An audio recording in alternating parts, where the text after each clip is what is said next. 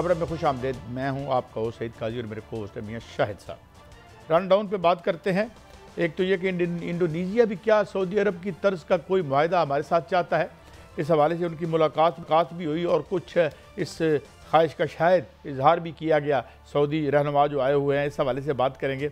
उधर हम देखेंगे बाद में बानी PTI पर जो है वो एक सख्ती का दौरे का एक इंदिया दिया जा रहा है। क्या आर्टिकल 6 भी उन पर लगाई जाएगी? बहरहाल उन पर सख्ती का दौरा तो है, अब उसको मज़ीद सख्ती क्या होगी ये देखना पड़ेगा। उधर रजब भट्ट साहब जो एक बड़े फेमस और बड़े पॉपुलर यूट्यूबर हैं, उनकी एक्सट्रेडिशन हो रही है और इस एक्सट्रेडिशन बहुत सी कहानियों को जन्म दे रही है कि इसके बाद क्या क्या और कौन कौन से लोग आएंगे। हम ये भी ख़ास तौर पर देखेंगे कि इनको किस वजह से वहाँ से डिपोर्ट किया गया। जो बरतानवी हुकूमत के मुताबिक कुछ इन्होंने गलत बयानी की थी, अपने वीज़ा जब एप्लीकेशन उन्होंने अप्लाई की थी, तो ये बताया जा रहा है। उधर कहा जा रहा है कि पाकिस्तान जो है डिफ़ॉल्ट के ख़तरे से निकल चुका है। अब इस पर भी बात करते हैं। 25 के करीब हम IMF के प्रोग्राम ले चुके हैं और डिफ़ॉल्ट तो हमें हर बार और हर दफ़ा जो है वो अवर्ट हो जाता है जब IMF की तरफ हम जाते हैं कि जनाब हम रह रू गए हैं तो हजूर हमें बेल आउट करें। वो हमें बेल आउट करता है, डिफ़ॉल्ट अनाउंस नहीं होता, कर्जे का बोझ और बढ़ जाता है। तो इसको हम किसी अजीम कामयाबी से भी ताबीर कर सकते हैं। मगर मियाँ साहब पहले मैं ये था कि ये अगर ये जो हम इस पर भी बात करते हैं, इंडोनेशिया कौन सा सऊदी तर्ज का मुआहदा चाहता है, तो ये क्या इस हवाले से क्या खबरें आपके पास फिर आते हैं? ज़रा रजब भट्ट साहब, उन पर भी बड़ा संगीन इल्ज़ामात हैं, तो पहले ज़रा ये बताइएगा कि इंडोनेशिया और क्या हमारे यहाँ भी कोई दिफाई मुआहदा होने जा रहा है? देखें काजी साहब, ये बड़ा तारीखी दौरा हुआ है। कल जब यहाँ पर इंडोनेशिया के सदर जो हैं वो पाकिस्तान की फ़ज़ा में आए तो JF थंडर जो त्यारे थे उन्होंने बाकायदा तौर पर उनको स्क्वाड किया और उनका इस्तकबाल करते हुए वो यहाँ पर इस्लामाबाद नूर खान एयरबेस पर जो है वो लैंड किया। और उसके बाद आज आपने देखा कि वज़ीर-ए-आज़म हाउस में एक बहुत बड़ी तकरीब जो है वो वहाँ पर हुई और बहुत से MOUs साइन हुए हैं वहाँ पर तिजारत, टेक्नोलॉजी और इंफॉर्मेशन टेक्नोलॉजी और दीगर शोबों में जो है वो बाकायदा तौर पर MOUs दस्तखत हुए। और उसके बाद जो है वो इंडोनेशियन सदर जो है वो चीफ ऑफ डिफेंस फोर्स और army chief field marshal Syed Asim Munir से उनकी 1-on-1 मुलाकात हुई है, जिसमें ISPR ने एक एलामिया जारी किया है और उसमें कहा गया है कि इसमें पाकिस्तान और इंडोनेशिया के दरमियान दिफाई तावन बढ़ाने पर जो है वो इत्तफाक हुआ है।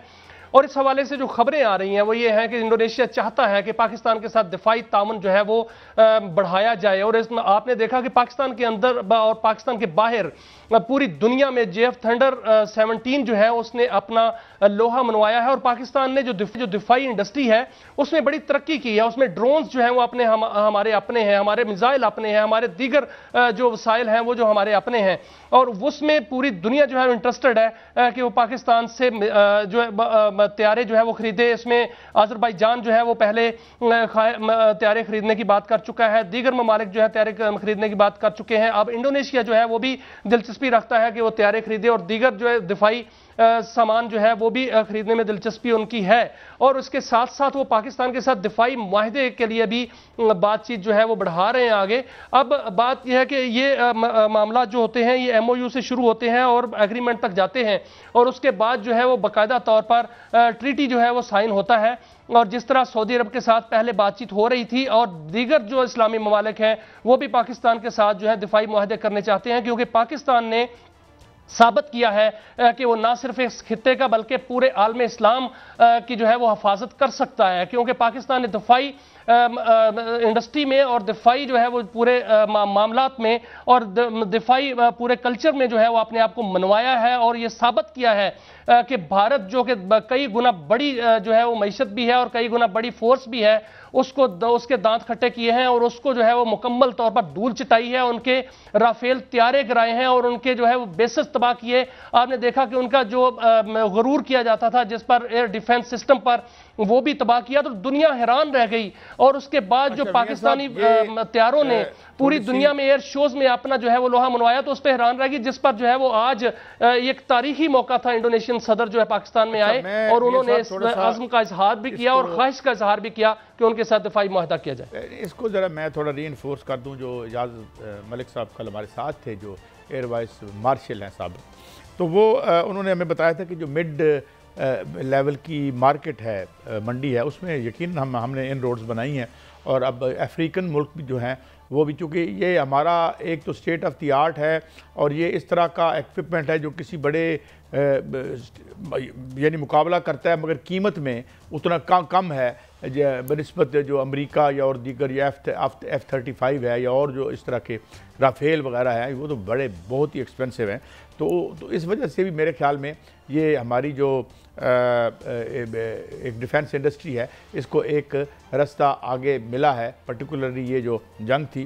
तो मेरे ख्याल में इसमें और भी हमें बेहतरी आती नज़र आती है आने वाले दिनों में मियाँ साहब।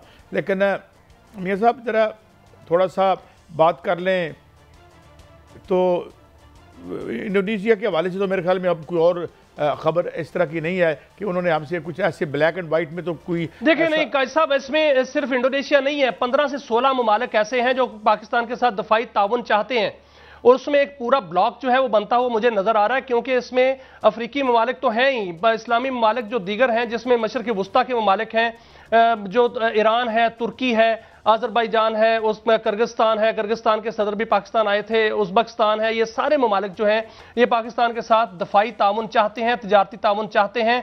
और जो सी पैक है वो दूर तक फैल रहा है जिसमें सेंट्रल एशियाई रियासतें भी शामिल हो रही हैं और ये तमाम एक पूरा का पूरा जो है वो एक पैकेज है जो कि पूरा बहुत से ममालिक पाकिस्तान के साथ तय करना चाहते हैं, जो पाकिस्तान की बहुत बड़ी कामयाबी है काजी साहब, क्योंकि 6 मई के बाद अब तक जितनी हमें कामयाबियां मिली हैं ये रोशन पाकिस्तान की नुईद है। और जिस तरह chief of defence forces Syed Asim Munir ने ये कहा था जिस दिन उन्होंने ईवान सदर में मीडिया से गैर रस्मी गुफ्तगू की कि पाकिस्तान अब उड़ान भरेगा, और वाकईतन इसमें कोई शक नहीं कि पाकिस्तान जो है उड़ान भरेगा। आप देखें बहुत से ऐसे जो है वो इशारे मिल रहे हैं जिसमें पाकिस्तान की मईशत भी मजबूत हो रही है और पाकिस्तान का दिफा भी मजबूत हो रहा है, दिफाई इंडस्ट्री जो है वो तरक्की कर रही है। हम दिफाई इंडस्ट्री में हर तरह का जो असलहा है वो खुद अपना बना रहे हैं। आप नेवी में, नेवल फोर्सेस में देखें, एयर फोर्स में देखें, जमीनी फोर्सेस में देखें, जितने भी हम जो असले हैं वो पाकिस्तान खुद अपने बना रहे हैं। ये बात वजह है, मुझे यहाँ एक ब्रेक की तरफ जाना, वजह है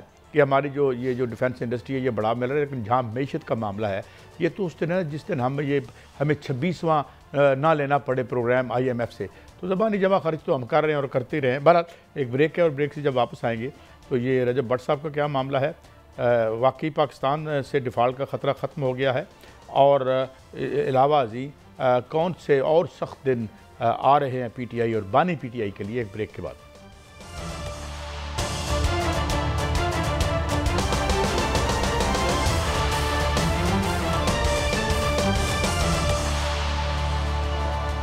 वेलकम बैक नाज़रीन, अब हम ख़बर की तरफ बढ़ते हैं PTI के हवाले से। जो कुछ दिनों से अभी DG जो हमारे हैं ISPR के, उनकी एक प्रेस ब्रीफिंग भी आई थी, उसके बाद बहुत बातें हुई और बातें अभी तक हो रही हैं।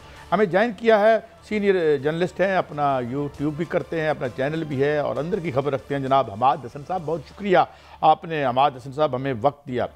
हमाद साहब क्या समझते हैं, 2 बातें, किस हद तक इस कॉन्फ्लिक्ट को ले जाया जाएगा और किस हद तक जो एक आयरन हैंड की बात हो रही है, जो आज हमने देखा जो जूनियर मिनिस्टर हैं दाखिला के, उन्होंने भी बात की और बड़ी सख्त ज़बान इस्तेमाल की, क्या इस तरह का कुछ हो रहा है या हम समझें कि कोई रिकॉन्सिलिएशन भी होनी चाहिए, कोई ऐसा रास्ता निकले, या अब उसकी गुंजाइश ख़त्म हो गई है और अब जो बातें हो रही हैं आर्टिकल 6 लगेगी, ये होगा, वो होगा, पार्टी पर पाबंदी लग जाएगी, दिस एंड दैट, और ये भी कहा गया कि पार्टी पर पाबंदी जो है 28वीं तरमीम जब आएगी तो फिर ये पार्टी पर पाबंदी का मामले में जो पहले हर्डल्स हैं ख़त्म हो जाएंगी और फिर आईनी बेंच जो है उसके पास सीधे जाएंगी and then rest would follow. आपका क्या तज्जिया है, आपकी क्या खबर है हमाद हसन साहब? देखिए, गुंजाइश तो हमेशा ख़त्म हुई और फिर उसका भी इख्तिताम हो गया, उस ख़त्म होने का। भुट्टो साहब को फांसी हुई तो सूरत हाल कहाँ पे चली गई थी। चौकों में जियालों को कोड़े लगाए जा रहे थे, लीडर की लाश आ चुकी थी, बेनज़ीर भुट्टो और नसरत भुट्टो साहिबा जेल में थी। लेकिन अल्टीमेटली हुआ क्या, तहरीक चलती रही, MRD की तहरीक चलती रही, लेकिन 1988 में बेनज़ीर भुट्टो फिर इक़्तिदार में आए और फिर उसके बाद पीपल्स पार्टी। इसी तरह नवाज शरीफ साहब और मरियम नवाज साहिबा के नामों के गिर्द दायरा खींचा गया था, सुर्ख दायरा। लेकिन क्या आज मरियम नवाज पंजाब जैसे सूबे की चीफ मिनिस्टर नहीं, नवाज शरीफ के भाई प्राइम मिनिस्टर नहीं है, इक़्तिदार में नहीं है? तो इससे घबराना तो नहीं चाहिए पीटीआई को। पीटीआई एक मकबूल जमात है और वो ये नहीं कि कोई उनको सियासत से आउट कर सकता है, न उनको कोई गद्दार अगर डिक्लेयर करेगा भी तो उसको पहले कब माना गया। फातिमा जनाह के बारे में किसी ने माना था, बेनज़ीर भुट्टो और नवाज शरीफ के बारे में किसी ने माना था, जो अब मान लेंगे। हाँ, एक बात है, पीटीआई वाले अपनी रवैये में संजीदगी नहीं ला रहे हैं, उनके यहाँ तदब्बर और बसीरत का फुकदान है। अगर वो अपने रवैये में संजीदगी लाए, गालम गलोच की बजाय वो विज़न की तरफ बढ़े, वो तदब्बर और बसीरत की तरफ बढ़े तो ठीक है। ये तो एक कमज़ोर जमहूरियत वाला मुल्क है हमेशा से, और इस तरह के हालात दूसरी पार्टियों ने भी फेस किए, इस वक्त पीटीआई वाले फेस करें, इसमें कौन सी नई बात है? हमेशा ऐसा हुआ, इससे ज़्यादा हुआ, इससे मुश्किल तरीन सूरत हाल का सामना किया सियासी जमातों ने, पीटीआई वाले कर रहे हैं। पता नहीं ये लोग क्यों हर चीज़ का इख्तिताम और ख़त्म शुद्ध पे ले जाते हैं। हालांकि ऐसी कोई बात नहीं है, यकीनन इब्तिला और आजमाइश का वक्त है, लेकिन उस वक्त को जिस तरह गुजारना चाहिए अकल, खिरदमंदी, दानिश के साथ, वो पीटीआई नहीं गुजार रही है। लेकिन हमारे भाई देखने में ये आया है कि एक मिसाल मौजूद है एमक्यूएम की, कि बानी एमक्यूएम को से लाताल्लुकी का इजहार किया गया बाकायदा, जब उन्होंने पाकिस्तान के खिलाफ बात की, पाकिस्तान के इदारों के खिलाफ बात की, और उसमें दो मुख्तलिफ वाज़े तौर पर दो ग्रोह बन गए, एक पाकिस्तान एमक्यूएम और एक लंदन एमक्यूएम। और फिर जो है वो जो पाकिस्तान एमक्यूएम है वो आपको हुकूमत में भी नज़र आ रही है। यही सूरत हाल जो है वो पीटीआई के साथ खबर आ रही है कि बनती हुई नज़र आ रही है। राना सनाउल्लाह साहब बाकायदा कहते हैं कि 80% लोग जो हैं वो बानी पीटीआई के साथ नहीं है, ला ताल्लुकी का इजहार करना चाहते हैं। क्या ऐसा है कि बानी पीटीआई भी जो है वो अल्ताफ साहब बनते जा रहे हैं? देखिए, अल्ताफ हुसैन का मामला अलग था। वो एक अर्बन जमात थी और उसके अंदर तशद्दुद का उन्सर भी बहुत ज़्यादा था। उन्होंने बोरीबंद लाशों की सियासत भी की, उन्होंने जो कुछ भी किया। पीटीआई के अंदर तशद्दुद नहीं, अलबत्ता बदतमीज़ी और बदतहज़ीबी है। और दूसरी बात यह कि अल्ताफ हुसैन सिर्फ कराची या हैदराबाद तक महदूद थे। ये एक कौमी जमात है, कौमी जमातें ख़त्म नहीं होती। इमरान खान प्राइम मिनिस्टर रहे, अल्ताफ हुसैन के पास कोई अहम मनसब नहीं रहा था, लेकिन एमक्यूएम फिर भी एग्जिस्ट कर रही है। एमक्यूएम तो अपनी जगह मौजूद है। वो तो अल्ताफ हुसैन की ज़ाती हमाकतें हम कह लें कि वो थी कि वो बिल्कुल एक्सट्रीम पे चले गए, और लीडर्स कभी एस्टेब्लिशमेंट की वजह से या किसी हुकूमत की वजह से ख़त्म नहीं होते, वो अपनी नादानियों की वजह से ख़त्म हो जाते हैं। जिस तरह असगर खान बहुत मकबूल थे 70s में, भुट्टो के मुकाबिल के लीडर थे, बड़ी डैशिंग, लेकिन वो कैसे ख़त्म हुए? अफ़गान जंग हो रही थी, वो डॉक्टर नजीबुल्लाह के दावत पर अफ़गानिस्तान का दौरा करने गए। तो इस तरह जब ब्लंडर मारते हैं जिस तरह अल्ताफ हुसैन ने किया था, तो फिर नुकसानात होते हैं। इस वक्त पीटीआई को जिन मुश्किलात का सामना है, तो इमरान खान की भी बहुत बड़ी गलतियां हैं। यानी वो कौमी सतह के लीडर इस तरह की गलतियां नहीं, कभी वो IMF को खतूत लिखते रहे, कभी श्रीलंका बनाने की बातें करते रहे, तो इस तरह। लेकिन चूंकि वो नासमझी है इस वजह से, और उनकी पॉपुलरिटी बदस्तूर एग्जिस्ट कर रही है, उनकी पॉपुलरिटी मौजूद है। ठीक है, लेकिन जो इस तरह जाती हमले करना और बड़े शदीद संगीन हमले करना और संगीन इल्जामात लगाना, ये कोई आम गलती के ज़ुमरे में तो नहीं आता। तो इतनी बड़ी गलती करके क्या आप समझ रहे हैं कि इमरान खान जो हैं वो अलग हो रहे हैं, वो माइनस हो रहे हैं? और दूसरा, राना सनाउल्लाह साहब ने यह भी कहा कि आर्टिकल 6 भी कोई वाइद नहीं है, कि उन पर खारिजुल इम्कान नहीं है कि लग जाए, उन पर गद्दारी का मुकदमा भी बन सकता है। क्या यहां तक हुकूमत जा सकती है? देखिए, राना सनाउल्लाह की ये पोजीशन नहीं है कि वो किसी बड़ी जमात को माइनस करे। वो खुद अपना हल्का हार चुके हैं, गो कि वो बड़े मकबूल है अपने हल्के में, लेकिन इस दफ़ा हार चुके हैं। वो तो एक मुखालिफ सियासी जमात से उनका ताल्लुक़ है, तो वो अगर इस तरह का बयान देते हैं तो ये कोई पॉलिटिकल मैच्योरिटी नहीं है। इमरान खान के मुश्किलात इसलिए ख़त्म नहीं हो रहे हैं कि वो एक नासमझी अभी ख़त्म नहीं होती कि वो दूसरी कर लेते हैं। दूसरी बात यह है कि इस जुमात में यूट्यूबरों का, जारहाना रवैये वालों का, जो अकल से आरी लोग हैं उनका गलबा है। अगर ये जुमात बैरिस्टर गौहर जैसा रवैया अपना ले और वो डोमिनेट करे, वो जुमात उनकी पॉलिसी के मुताबिक चले, बल्कि इमरान खान उस पॉलिसी को फॉलो करे और उनके साथ मुशावरत को आगे बढ़ाए, तो पीटीआई के जो मुश्किलात हैं, जो डिफ़िकल्टीज़ हैं उनके, उसमें एक वाज़ेह कमी देखने में आएगी। लेकिन इसमें हर्डल खुद पीटीआई है, खुद इमरान खान। ऐसा हो तो फिर है ना, इमरान खान खुद जो है वो हर्डल हैं और पैदा कर रहे हैं। गौहर अली खान जो है उनको तो कोई मान ही नहीं रहा उस तरह। लेकिन सर खबरें तो ये भी आ रही हैं, तो अगर इसी तरह रवैया रहा, खबरें ये भी आ रही हैं कि जनरल फैज़ और इमरान खान का इकट्ठा मुकदमा जो है वो चल सकता है, उन पर जो है वो आर्टिकल 6 लग सकता है, गद्दारी का मुकदमा चल सकता है। क्या हुकूमत इस हद तक जा सकती है, आप क्या समझते हैं? गलतियां सियासतदानों की भी है। कल नवाज शरीफ जब जीटी रोड पर निकले तो उनका नारा था कि वोट को इज्जत दो और सिविल सुपरमेसी, लेकिन आज वो वोट को इज्जत कहाँ है और वो सिविल सुपरमेसी का है, उसको तो रूंदा गया है। 27वीं तरमीम, क्या ये एक जमहूरी हुकूमत इस तरह कर सकते हैं? लेकिन नवाज शरीफ ने किया, उसी नवाज शरीफ ने जिसने सिविल सुपरमेसी का नारा दिया था। अहमद हसन साहब माफी चाहता हूं, मैं इंटरजेक्ट कर और आपको एक मैं चीज़ की तरफ आपकी तवज्जो चाहूँगा, ये बल्कि आपसे रहनुमाई चाहूँगा। ये आप जानते हैं एक पेज कभी बड़ा अच्छा हरा भरा होता है, फिर एक पेज नहीं भी रहता। कुछ इस तरह की खबरें हैं या ये क्या कहते हैं सोशल मीडिया का एक रविश है या इसमें कुछ हकीकत है कि अब मौजूदा हुकूमत भी जो है, ख़ास तौर पर ये कुछ पिछले दिनों में जो वाक़यात हुए, तो उस तरह की गर्मजोशी है अभी तक जो गवर्नमेंट इन प्लेस है और जो इस्टेब्लिशमेंट है? अहमद हसन साहब, मुस्लिम लीग के पास क्या बचा है? मुस्लिम लीग के पास मकबूलियत नहीं रही, उनकी सियासत नहीं रही, उनके पास इख्तियार।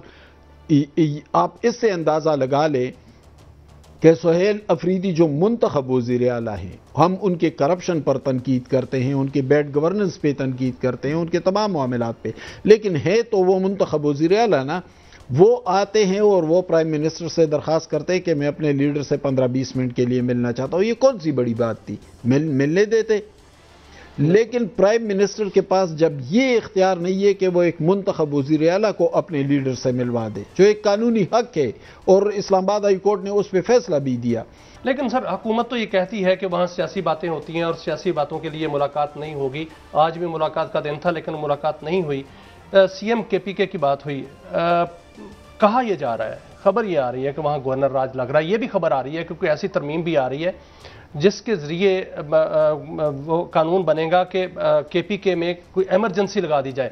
क्या ऐसे हालात पैदा हो सकते हैं? क्या आपको नज़र आ रहा है कि गवर्नर राज लग जाएगा या इसी तरह हुकूमत चलती रहेगी वहाँ पर? मैं पहले दिन से कह रहा हूँ कि गवर्नर राज नहीं लगेगा। ये जब पहले दिन जब ये खबर ब्रेक हुई थी कि गवर्नर राज लग रहा है, तो मैंने उसी वक्त ट्वीट किया था कि गवर्नर राज नहीं लगेगा।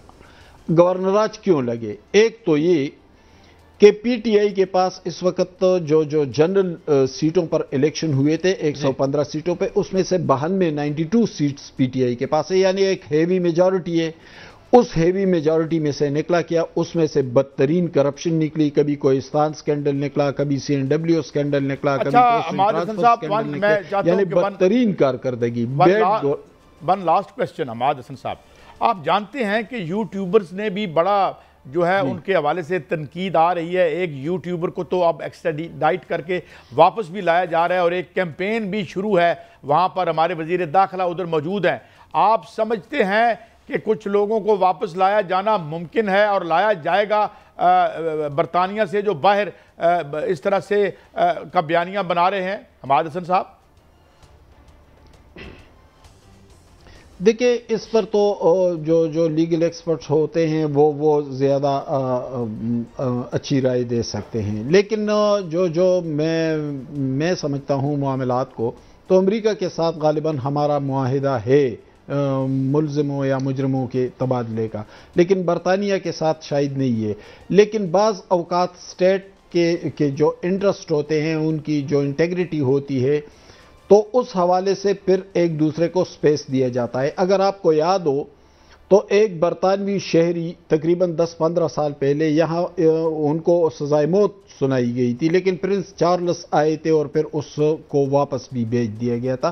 प्रेसिडेंट ने गालिबन माफ़ी किया था। बिल्कुल हुआ। तो अब अगर पाकिस्तान बरतानिया से ये दरख्वास्त करे कि हमारे स्टेट को डिस्टेबलाइज कर रहे हैं, हमें दहशतगर्दी का सामना है, अफगानिस्तान हमारे साथ बॉर्डर पे है, हमें मुश्किल सूरत हाल का सामना है और ये लोग अपनी कमाई की खातिर हमारे पूरे स्टेट को अटैक कर रहे हैं, हमारे कॉन्स्टिट्यूशन को अटैक कर रहे हैं, हमारी डेमोक्रेसी को अटैक कर रहे हैं, तो हो सकता है कि मामलात आगे बढ़े। और ये जो आदिल राजा, शहजाद अकबर जैसे लोग जो पाकिस्तान के स्टेट को डायरेक्ट अटैक कर रहे हैं, तो हो सकता है कि मामलात आगे बढ़े और इस सिलसिले में बरतानवी हुकूमत मदद करे। बहुत शुक्रिया साहब, उनकी जो ला है या बहुत शुक्रिया हमाद हसन साहब, आपने मैंने किया और आपने बड़ा एक मुतदिल और इस तरह से एक तजिया भी दिया और अंदर की खबर भी दी कि क्या हो सकता है और क्या नहीं हो सकता। हमारा ये था हमारी जो खबरों के या ये जो हमारी प्रेजेंट पॉलिटिक्स जा रही है और फिर ये जो एक कॉन्फ्लिक्ट भी है ऑफ कोर्स, उस ज़मन में थोड़ा बहुत तजिया। एक ब्रेक लेते हैं, ब्रेक से वापस आएंगे तो मैशत की बात करेंगे। एक बड़ी अच्छी रिपोर्ट भी ट्रांसपेरेंसी इंटरनेशनल की आई है, मियाँ साहब से वो पूछेंगे। और फिर ये कहा जा रहा है कि मैशत क्या बेहतरी की तरफ जा रही है, बिजली की कीमतें क्या कम होंगी, क्या फार्मूला बना है इस सनत के लिए, क्योंकि बिजली हमारे जो है हमें बर्बादी का एक बहुत बड़ा ज़रिया है और रही है। एक ब्रेक के बाद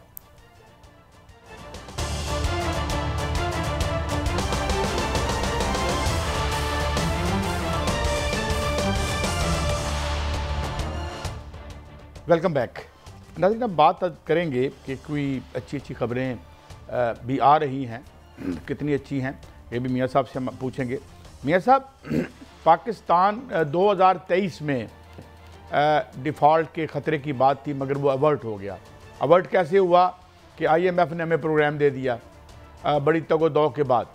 तो हम जब भी डिफ़ॉल्ट अवर्ट करते हैं तो वो तो तभी होता है जब हमें आज ट्रांच मिल गई 1 अरब और 20 करोड़ डॉलर की गालबन रिलीज़ हो गई है, कर्जा मिल गया और ज़ाहिर है डिफ़ॉल्ट तो नहीं है। मगर बात यह है कि जब ज़रिया मुआश हमारा कर्ज़े होंगे और हाँ इंटरनेशनल फाइनेंशियल जो एस्टेब्लिशमेंट है वो हमारे साथ गुडी गुडी होगी तो हमें इस अफ्यून पे लगाई रखेगी। तो बात तो तब है कि हमारी एक्सपोर्ट्स बढ़े, हमारे बरामदात बढ़े, हमारा तिजारती खसारा कम हो। अभी कल हमने खबर दी थी कि 5 महीनों का खसारा 15 बिलियन डॉलर बन गया। फिर कल परसों हमने खबर दी कि जनाब ये 15.16 बिलियन जो है अकॉर्डिंग टू दी IMF वो ये उसकी बंगलिंग हो जाती है ठेकों में और दाएं बाएं। तो मतलब हम कैसे इस नतीजे पर पहुँचे? अच्छी अच्छी खबरें हमें अच्छी तो लगती हैं मगर अच्छी है मियाँ साहब। देखिए कायद साहब, जब पाकिस्तान डिफ़ॉल्ट के दहाने पर था तो उस वक्त तो ये कहा जा रहा था कि आज डिफ़ॉल्ट हुआ, कल डिफ़ॉल्ट हुआ। जब डिफ़ॉल्ट से निकला है तो आहिस्ता आहिस्ता आहिस्ता आहिस्ता ही इसको इस्तेहकाम आना है और इस्तेहकाम आ चुका है। अब जो IMF की आज किस्त मंजूर हुई है, इससे जो ज़र मुबादला के ज़खायर हैं वो 20 अरब डॉलर से बढ़ चुके हैं। 20 अरब 90 करोड़ डॉलर जो है वो हो जाएंगे, एक हफ्ते में ये पैसे मिल जाएंगे। इसके अलावा आप देखेंगे ट्रांसपेरेंसी इंटरनेशनल ने जो रिपोर्ट दी है उसमें बाकायदा उन्होंने कहा है कि पाकिस्तान के अंदर इस्तेहकाम आया है, बाकायदा लोगों ने कहा है कि इस्तेहकाम आया है, उनकी क़ुव्वत खरीद बढ़ी है। उन्होंने IMF और FATF के जो प्रोग्राम हैं उन पर जो है वो इत्मीनान का इजहार किया है और जो माशी इशारिया बेहतर हो रहे हैं, लोग उसको कह रहे हैं कि वो बेहतरी की जानिब जो है वो रवा दवा है। इसके अलावा देखें इसके जो इशारिये हैं ये बाकायदा तौर पर नजर आ रहे हैं। आज बिजली की कीमतें जो है वो कम कर दी गई हैं। बिजली की कीमतें ज़रई सार्फिन के लिए जो कि बहुत जरूरी थी कि हमारी ज़रई जो पैदावार है उसकी लागत कम हो, 22 रुपये 98 पैसे, और जो सनती सार्फिन है उनके लिए भी 22 रुपये 98 पैसे फी यूनिट जो है वो कर दी गई है। ये फैसला हुआ है। 88 पैसे फी यूनिट माहाना फ्यूल एडजस्टमेंट की मद में कम हुए हैं। गाड़ियों की इंपोर्ट जो है वो ECC ने अभी फैसला किया है कि उसकी मंजूरी दे दी गई है। मुझे एक सवाल है मेरा, पॉलिसी इस खबर में आपने कहा कि इजाफी units, what do you mean by इजाफी यूनिट्स? यानी जो पहले यूनिट्स इस्तेमाल कर रहे हैं वो उसी कीमत पर होंगे और जब वो इजाफी यूनिट्स कहां से होने हैं? जब एक्सपोर्ट गिर रही है, या तो ये ना कि हमारी एक्सपोर्ट बढ़ रही हो तो इजाफी यूनिट्स इस्तेमाल होने हैं ना कीमत नीचे आनी है। इसमें मुझे जरा थोड़ा क्लैरिटी दीजिएगा। नहीं काजी साहब, ये इसमें फायदा होगा। इसमें फायदा ये होगा कि जो सनतें थी वो पहले कम पैदावार पे चल रही थी, वो बहुत सी सनतें बंद हो चुकी थी। उन्होंने अगर 100 यूनिट बिजली इस्तेमाल की थी तो वो 100 यूनिट के ऊपर जो बिजली इस्तेमाल करेंगे उस पर रेट जो है वो 22 रुपए 98 पैसे होगा। पहले तो इंडस्ट्री चल ही नहीं रही थी, उन्होंने बिजली बहुत कम इस्तेमाल की। जो रिपोर्ट्स आ रही हैं पावर मिनिस्ट्री की जानिब से वो ये कम आई थी कि 21% बिजली का जो इस्तेमाल है वो कम हो गया है, इसलिए उनको फायदा ही फायदा है। और जो ज़राई सार्फिन थे वो तो बिजली इस्तेमाल इसलिए नहीं कर रहे थे कि 38 रुपए का यूनिट था, इसलिए वो बिजली इस्तेमाल नहीं कर रहे थे कि उन पर टैक्स थे और वो 38 रुपए का यूनिट 50 रुपए में पड़ता था। अब वो जब इस बिजली इस्तेमाल करेंगे, पानी जो है वो ट्यूबवेल चलेगा या मशीनरी चलेगी तो उस पर जो इजाफी बिजली इस्तेमाल होगी उस पर जो है वो 22 रुपए फी यूनिट जो है वो 98 पैसे फी यूनिट होगा। ये बहुत बड़ा रिलीफ है। नहीं एनमेस और एन ब्लॉक कर देना, आप कह दीजिए बिजली की कीमत नीचे आ गई है, सवाल ही नहीं पैदा होता, इनको टच ही कोई नहीं कर सकता। मैं खबर देता हूं, दुनिया अखबार की खबर है कि जी रवां बरस कपास की पैदावार में कमी की वजह से मुल्क में 400 जिनिंग और 100 स्पिनिंग फैक्ट्रियां बंद हो चुकी हैं। ये दुनिया अखबार की खबर मेरे सामने है।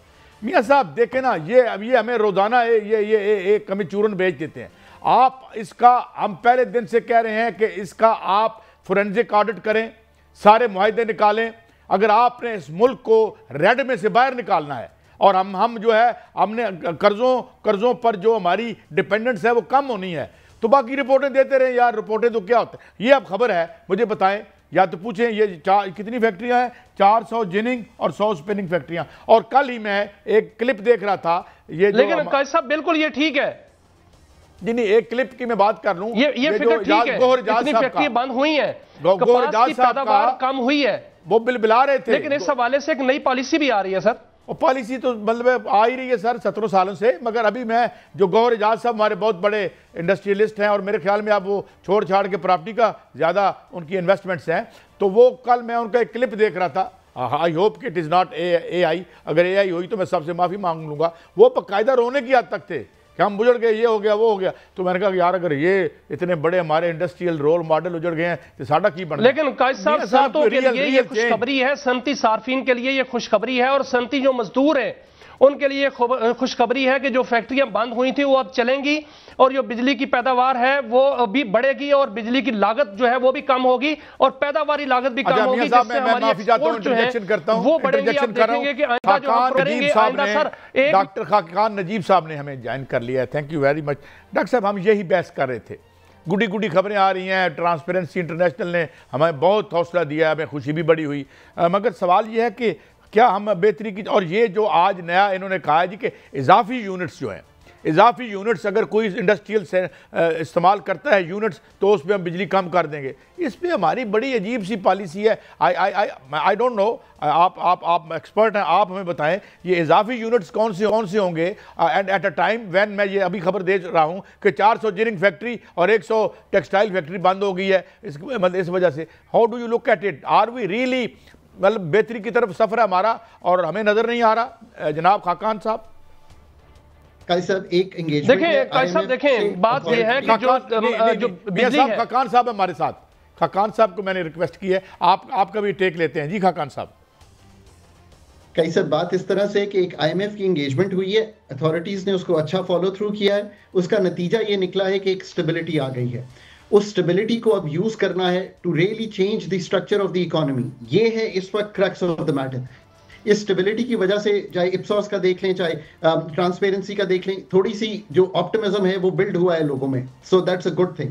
बट इसका मतलब ये है कि इस वक्त और स्पेस को हमने यूज करना है टू मेक श्योर कि जो स्टेबिलिटी है वो टूटे ना और हम एक ग्रोथ फ्रेमवर्क ऐसा रख सकें मुल्क में जिसमें हम सारी बिजली का जो निफाज है उसको ठीक कर सकें, उस निज़ाम को ठीक कर सकें।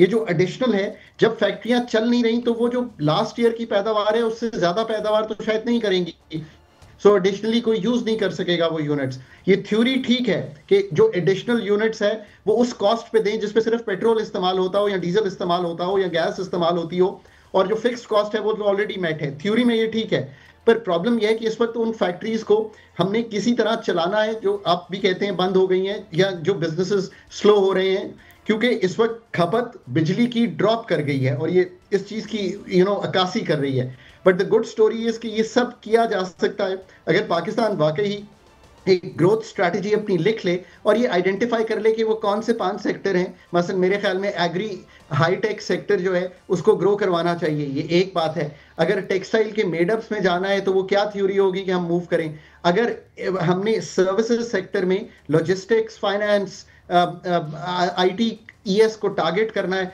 तो वो फिर क्या ग्रेजुएट्स की शक्ल होगी कि वो आप उसको कर सकें। कहने का मकसद ये है कि ये इतना, जिसे आप कहेंगे क्रूशल टाइम आ गया है किसी भी तरह से पाकिस्तान की हिस्ट्री में। ग्लोबल टेलविंड भी आपके साथ आ गई है। अगर अब भी ये स्ट्रक्चर्स को तब्दील नहीं करेंगे और सिर्फ कीमतों के निफाज पे ज्यादा तवज्जो देंगे तो बात बनेगी नहीं। एक जिसे कहते हैं ना मेश्ड स्ट्रैटेजी, जो एक दूसरे से मैश कर रही हो। बिजली की कीमत का प्रॉब्लम नहीं है, बिजली की गवर्नेंस का इशू है, बिजली की रेगुलेटरी मैकेनिज्म का इशू है, बिजली की मार्केट क्रिएशन का इशू है, बिजली की प्राइवेटाइजेशन का इशू है, बिजली के निज़ाम में एनर्जी मार्केट से लेकर एनर्जी मिनिस्ट्री बनाने तक का इशू है, नेशनल एनर्जी रेगुलेटर बनाने का इशू है। अभी बातें मैंने क्यों की हैं? क्यों आप कहेंगे यार स्ट्रक्चर की बात तो करते हैं, समझा भी दें। सो मैं समझा structure to take the energy forward. ये गैस लोगों को देने से निकल जाएं, सिर्फ एक बिजली दें लोगों को, वो उससे चूल्हा भी जलाएं, वो सारे काम भी करें। क्यों? क्योंकि बिजली वाफिर है आपके पास। गैस बिजली के कारखानों में इस्तेमाल होगी तो वो बेहतर बिजली बनाएगी और एफिशिएंटली बनाएगी, सेव होगी। मेरे घर के गीजर में तो जाया हो रही है वो गैस, आपके घर के गीजर में भी जाया हो रही है। लेकिन डॉक्टर साहब हुकूमत इस तरफ आ रही है, हुकूमत जो है रिफॉर्म्स की तरफ आ रही है। आपने भी देखा कि हुकूमत जो है बाकायदा तौर पर पावर सेक्टर में जो टास्क फोर्स है उसने बड़ा काम किया है और इसके असरात जो हैं वो भी सामने आ रहे हैं। अब इस बड़े अच्छे इशारे जो हैं वो नजर आ रहे हैं मईशत के। जिस तरह आज ट्रांसपेरेंसी इंटरनेशनल की रिपोर्ट सामने आई, उसमें उन्होंने कहा कि रिश्वतस्तानी में कमी हुई है, माशी इस्तेहकाम आया है। लोगों ने कहा कि निज़ाम में शफाफियत और इंसाफ और गुड गवर्नेंस जो है वो शुरू हो चुकी है और इदारों की खुद एहतसाबी का उन्होंने बाकायदा तौर पर एक मुतालबा भी किया है। सियासी जमातों पर कारोबारी फंडिंग पर पाबंदी का मुतालबा किया है। बदअनवानी के मुतालिक जो है उन्होंने बात की है। ईसीसी ने भी फैसला किया है कि वो इंपोर्टेड जो गाड़ियों की इंपोर्ट पॉलिसी जो है उसकी मंजूरी दी है। ट्रांसफर ऑफ रेजिडेंस और गिफ्ट स्कीम जो है बरकरार रहेंगी और इससे गाड़ियां सस्ती होने का भी इम्कान है। बिजली की कीमतें भी कम हो गई। नैब ने भी कहा है कि रिकवरी बहुत अच्छी हुई है। $44 अरब की रिकवरी जो है नैब ने कहा है कि हुई है 2 साल 9 माह में। ये बहुत अच्छे इशारे हैं डॉक्टर साहब और मईशत जो है वो इस्तेहकाम की तरफ जाती हुई नजर आ रही है। मैक्रो स्टेबिलिटी तो मुल्क में है, देखिए इससे कोई इनकार नहीं कर सकता। पर अगर ये समझेंगे नहीं कि पहले 5 माह में एक ट्रेड डेफिसिट जो है वो बढ़ रहा है, ये वही डेफिसिट है जो हमेशा हमें बैलेंस ऑफ पेमेंट्स के एक चैलेंज में ले जाता है and back to the IMF। Please समझिए कि जब तक पाकिस्तान की एक्सपोर्ट उस सतह पर नहीं जाएगी, जब तक हम टैक्स टू जीडीपी की बजाय इन्वेस्टमेंट टू जीडीपी की गुफ्तगू नहीं करेंगे, ये स्टेबिलिटी तब तक शायद कायम रहेगी जब तक IMF के साथ एंगेजमेंट चल रही है और हमारी डॉलर्स की रीप्रोफाइलिंग सब कुछ हो रहा है। इसको मैं ये समझा रहा हूं कि इसको इस्तेमाल करें, जो आपके देरीना स्ट्रक्चरल मसाइल हैं उनको हल कर लें और इससे अच्छी टेलविंड्स की दुनिया आपके साथ खड़ी है। 10 मई करके आ रहे हैं, लोकली एक स्टेबिलिटी है, लोग भी थोड़ा सा ऑप्टिमिज्म दिखा रहे हैं। तो फिर तो जो सर्जिकल ट्रीटमेंट जहां जहां पे होने वाला है वो होना चाहिए। अगर वो नहीं करेंगे तो ये 24वां IMF प्रोग्राम है। क्योंकि मैंने पाकिस्तान की इकोनॉमिक हिस्ट्री पढ़ी है, मैंने कई दफ़ा 2013 से ये सब कुछ 3 दफ़ा होता देखा है, एक दफ़ा नहीं। 13 में ये जब प्रोग्राम आया था $24 अरब के रिजर्व चले गए थे, समझिए उस वक्त भी ये सब कुछ आ गया था। फिर दोबारा 19 में ये मैं माफ़ी चाहता हूँ, अब हम इस पे ये डिस्कशन हम जारी रखेंगे। आज हमारा वक्त हमें कम मिला, मगर खाकान नजीब साहब ने एक बड़ी अहम की कि एक मौका है, एक अपॉर्चुनिटी है। Can we exploit it? Are we able enough to exploit it? These are the big question. इन सवालों पे हम बात करते रहेंगे। कल फिर मिलेंगे, इजाज़त दीजिए, अल्लाह हाफिज़।